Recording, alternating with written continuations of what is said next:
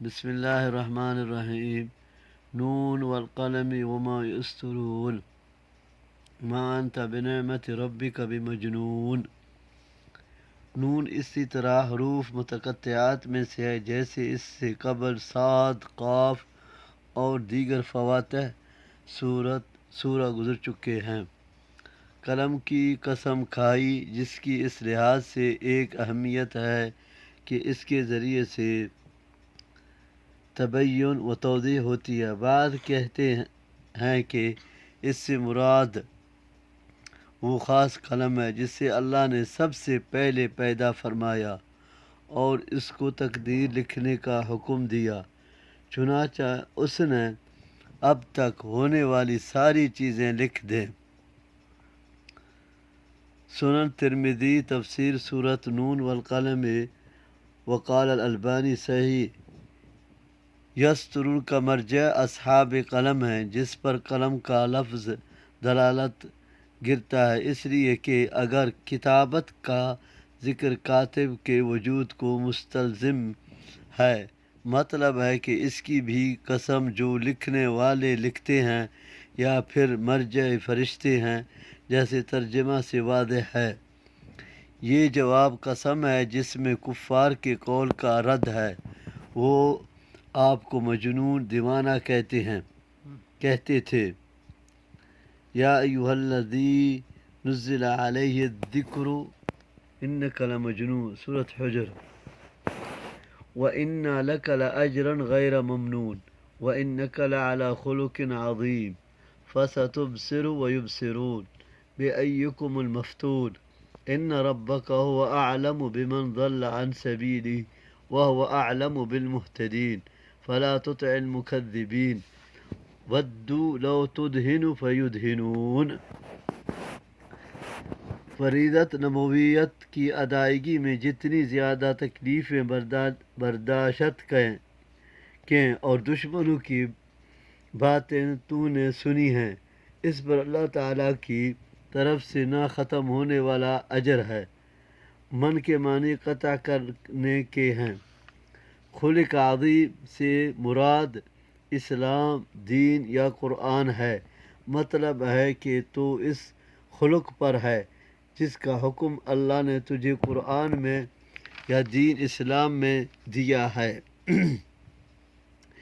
یا اس سے مراد وہ تہذیب و شائستگی، نرمی اور شفقت، امانت و صداقت، حلم و کرم اور دیگر اخلاقی خوبیاں ہیں جس میں آپ نبوت سے پہلے بھی ممتاز تھے اور نبوت کے بعد ان میں مزید بلندی اور وسعت آئی۔ اس لیے جب حضرت عائشہ رضی اللہ سے آپ صلی اللہ علیہ وسلم کے اخلاق کی بابت سوال کیا گیا تو فرمایا کان خلق القرآن۔ صحیح مسلم کتاب المسافرین باب الجامع صلاۃ اللیل ومن نام عنہ او مرض۔ حضرت عائشہ رضی اللہ کا یہ جواب خلق عظیم کے مذکورہ دونوں مفہوم پر حاوی ہے، یعنی جب حق واضح ہو جائے گا اور سارے پردے اٹھ جائیں گے اور یہ قیامت کے دن ہوگا۔ بعد نے اسے جنگ بدر سے متعلق قرار دیا ہے۔ اطاعت سے مراد یہاں وہ مدارات ہے جس کا اظہار انسان اپنے ضمیر کے خلاف کرتا ہے، یعنی مشرکوں کی طرف جھٹ کے اور ان کی خاطر مدارات کی ضرورت نہیں ہے، یعنی وہ تو چاہتے ہیں کہ تو ان کے معبود کے بارے میں نرم رویہ اختیار کرے تو وہ بھی تیرے بارے میں نرم رویہ اختیار کریں، لیکن باطل کے ساتھ مداہنت کا نتیجہ ہوگا کہ باطل پرست اپنی باطل پرستی کو چھوڑنے میں ڈھیلے ہو جائیں گے۔ اسی حق میں مداہنت حکمت تبلیغ اور کار نبوت کے لیے سخت نقصان وہ ہے۔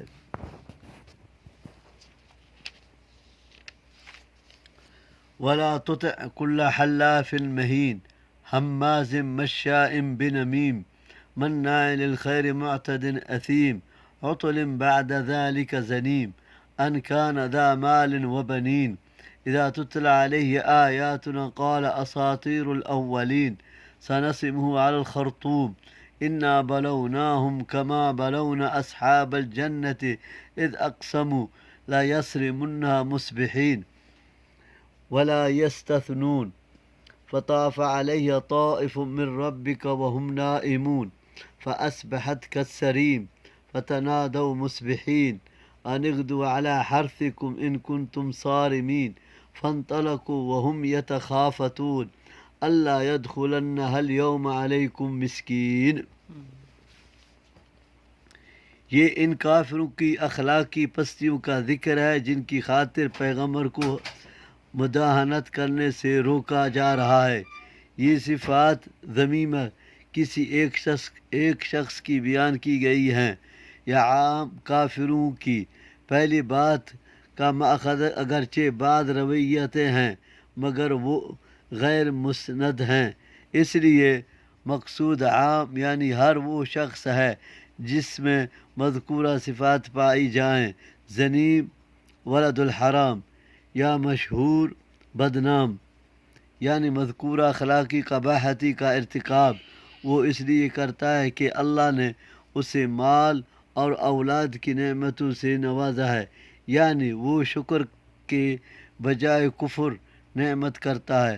بعد نے اسے ولا تطع کے متعلق قرار دیا ہے، یعنی جس شخص کے اندر یہ خرابیاں ہوں اس کی بات صرف اس لیے مان لی جائے کہ وہ مال و اولاد رکھتا ہے.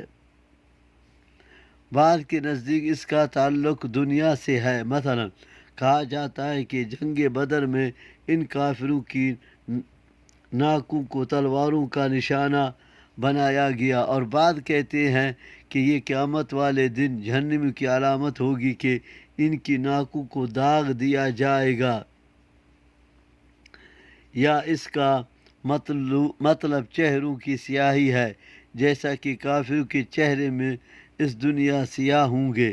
بعض کہتے ہیں کہ کافروں کا یہ حشر دنیا اور آخرت دونوں جگہ ممکن ہے. مراد اہل مکہ ہیں، یعنی ہم نے ان کو مال و دولت سے نوازا تاکہ وہ اللہ کا شکر کریں، نہ کہ کفر و تکبر. لیکن انہوں نے کفر و استکبار کا راستہ اختیار کیا تو ہم نے انہیں بھوک اور قحط کی آزمائش میں ڈال دیا جس میں وہ نبی صلی اللہ علیہ وسلم کی بد دعا کی وجہ سے کچھ عرصہ مبتلا رہے. باغ والوں کا قصہ عربوں میں مشہور تھا. یہ باغ صنعا یمن سے 2 فرسخ کے فاصلے پر تھا. اس کا مالک اس کی پیداوار میں سے غرباء و مساکین پر بھی خرچ کرتا تھا، لیکن اس کے مرنے کے بعد جب اس کی اولاد اس کی وارث بنی تو انہوں نے کہا کہ ہمارے تو اپنے اخراجات ہی بے مشکل پورے ہوتے ہیں، ہم اس کی آمدنی میں سے مساکین اور سائلین کو کس طرح دیں؟ چنانچہ اللہ تعالیٰ نے اس باغ کو ہی تباہ کر دیا. کہتے ہیں یہ واقعہ حضرت عیسیٰ علیہ السلام کے آسمان پر اٹھائے جانے کے تھوڑے عرصے بعد ہی پیش آیا. فتح القدیر. یہ ساری تفسیر روایات کی ہے. سرم کے معنی ہے پھل اور کھیتی کا کاٹنا. مصبحین حال ہے یعنی صبح ہوتے ہی پھل اتار لیں گے اور پیداوار کاٹ لیں گے. بعد کہتے ہیں راتوں رات اسے آگ لگ گئی. بعد کہتے ہیں جبرائیل علیہ السلام نے آ کر اسے تہس نہس کر دیا، یعنی جس طرح کھیتی کتنے کے بعد خشک ہو جاتی ہے اسی طرح سارا باغ جڑ گیا. بعد ترجمہ کیا ہے سیاہ رات کی طرح ہو گیا یعنی جل کر. یعنی باغ کی طرف جانے کے لیے ایک تو صبح نکلے، دوسرے آہستہ آہستہ باتیں کرتے ہوئے گئے تاکہ کسی کو ان کے جانے کا علم نہ ہو. یعنی وہ ایک دوسرے کو کہتے رہے کہ آج کوئی باغ میں آ کر ہم سے کچھ نہ مانگے جس طرح ہمارے باپ کے زمانے. ہاں. وغدوا على حرد قادرين فلما رأوه قالوا إنا لضالون بل نحن محرومون قال أوسطهم ألم أقل لكم لولا تسبحون قالوا سبحان ربنا إنا كنا ظالمين فأقبل بعضهم على بعض يتلاومون قالوا يا ويلنا إنا كنا طاغين عسى ربنا أن يبدل لنا خيرا من إنا إلى ربنا راغبون كذلك العذاب والعذاب الآخرة أكبر لو كانوا يعلمون إن للمتقين عند ربهم جنات النعيم أفنجعل المسلمين كالمجرمين ما لكم كيف تحكمون أم لكم كتاب فيه تدرسون إنا لكم فيه لما تخيرون أم لكم أيمان علينا بالغة إلى يوم القيامة إنا لكم لما تحكمون. میں آیا کرتے تھے اور اپنا حصہ لے جاتے تھے. حرد کے ایک معنی تو قوت و شدت کیے گئے ہیں جس کو مترجم مرحوم نے لپکے ہوئے سے تعبیر کیا ہے. بعض نے غصہ اور حسد کیے ہیں یعنی مساکین پر غیظ و غضب کا اظہار یا حسد کرتے ہوئے.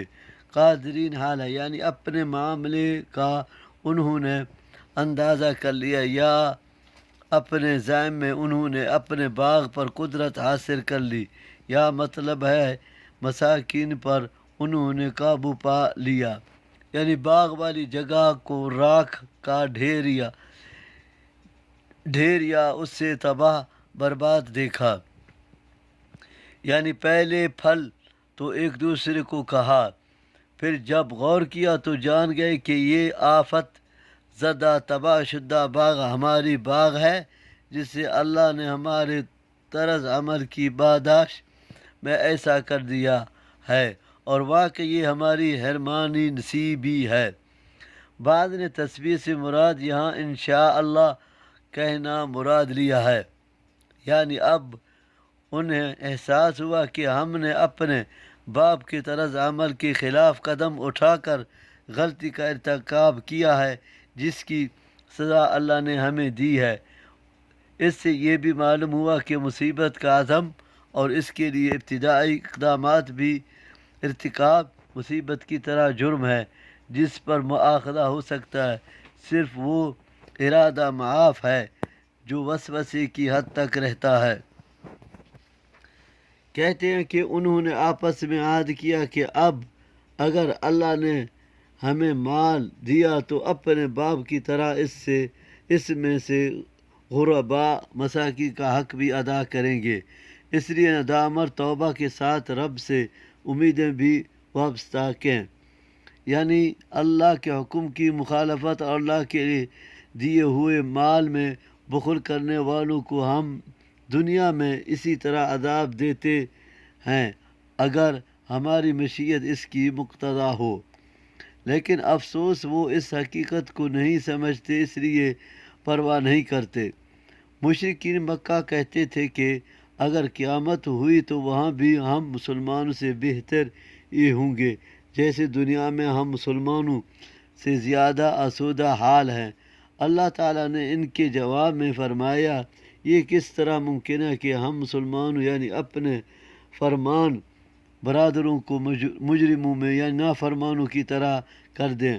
مطلب ہے کہ یہ کبھی نہیں ہو سکتا کہ اللہ تعالیٰ عدل و انصاف کے خلاف دونوں کو یکساں کر دے.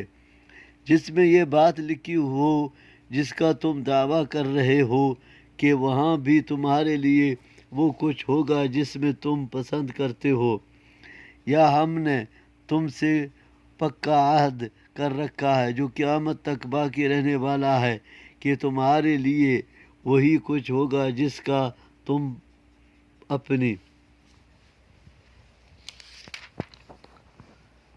اپنی بابت فیصلہ کرو گے. سلم ایہم بذالک زنیم سلم ایہم بذالک زعیم ام لم شرکاء فلیأتوا بشرکائہم ان کانوا صادقین. یوم یکشف عن ساق ویدعون الی السجود فلا یستطیعون خاشعۃ ابصارهم ترہقہم ذلہ وقد کانوا یدعون الی السجود وهم سالمون فذرني ومن يكذب بهذا الحديث سنستدرج من حيث لا يعلمون وأملي لهم إن كيدي متين أم تسألهم أجرا فهم من مغرم مثقلون أم عندهم الغيب فهم يكتبون فاصبر لحكم ربك ولا تكن كصاحب الحوت إذ نادى وهو مكذوم کہ وہ قیامت والے دن ان کے لیے وہی کچھ فیصلہ کروائے گا جو اللہ تعالیٰ مسلمانوں کے لیے فرمائے گا، یا جن کو انہوں نے شریک ٹھہرا رکھا ہے وہ ان کی مدد کر کے ان کو اچھا مقام دلوا دیں گے۔ اگر ان کے شریک ایسے ہیں تو ان کو سامنے لائیں تاکہ ان کی صداقت واضح ہو۔ بعض نے کشف ساق سے مراد قیامت کے شدائد اور اس کی ہولناکیاں لی ہیں، لیکن ایک صحیح حدیث میں اس کی تفسیر اس طرح بیان ہوئی ہے کہ قیامت والے دن اللہ اپنی بنڈلی کھولے گا جس طرح کہ اس کی شان کے لائق ہے، تو ہر مومن مرد اور عورت اس کے سامنے سجدہ ریز ہو جائیں گے، البتہ وہ لوگ باقی رہ جائیں گے جو دکھلاوے اور شہرت کے لیے سجدے کرتے تھے، وہ سجدہ کرنا چاہیں گے لیکن ان کی ریڑھی کی ہڈی کے منگے تختے کی طرح ایک ہڈی بن جائیں گے، جس کی وجہ سے ان کے لیے جھکنا ناممکن ہو جائے گا۔ صحیح البخاری تفسیر سورۃ نون والقلم میں اللہ تعالیٰ کی یہ بنڈلی کس طرح کی ہوگی، اس سے وہ کس طرح کھولے گا، اس کیفیت کو ہم جان سکتے ہیں نہ بیان کر سکتے ہیں، اس لیے جس طرح ہم بلا کیف و بلا تشبیہ اس کی آنکھوں کا کان، ہاتھ وغیرہ پر ایمان رکھتے ہیں، اسی طرح بنڈلی کا ذکر بھی قرآن اور حدیث میں ہے، اس پر بلا کیف ایمان رکھنا ضروری ہے۔ یہی سلف المحدثین کا مسلک ہے، یعنی دنیا کے برعکس ان کا معاملہ ہوگا۔ دنیا میں تکبر و عناد کی وجہ سے ان کی گردنیں اکڑی ہوتی تھی، یعنی صحت مند اور توانا تھے، اللہ کی عبادت میں کوئی چیز ان کے لیے مانع نہیں تھی، لیکن دنیا میں اللہ کی عبادت سے یہ دور رہے، یعنی میں ہی ان سے نمٹ لوں گا تو ان کی فکر نہ کر۔ یہ اسی استدراج